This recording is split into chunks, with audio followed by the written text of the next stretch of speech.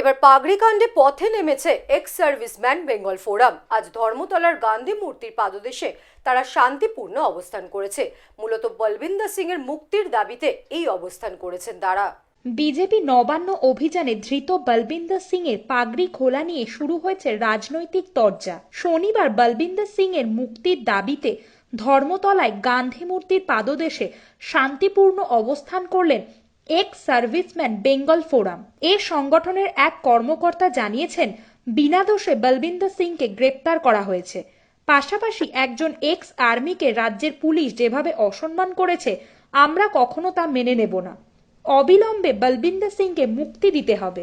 Singh ex serviceman, একদম unconditionally ওনাকে রেহাই দিতে হবে এবং যে পুলিশ ওনার উপরে এই আচরণ করেছে তার বিরুদ্ধে একটা শাস্তি দেওয়ার ব্যবস্থাও দাবি আমরা তুলেছি।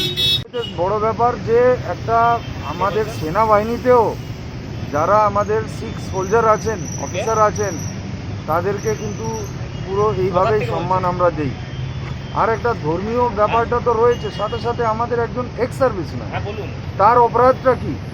ও একটা লাইসেন্স পিস্তল নিয়ে যদি একটা ব্যক্তিকে প্রোটেকশন দিয়ে যদি তার রুজি রুটি যদি উপার্জন করছে, তাতে ওয়েস্ট বেঙ্গল পুলিশ বা যে কোনো রাজ্যের পুলিশের কি যায় আসে?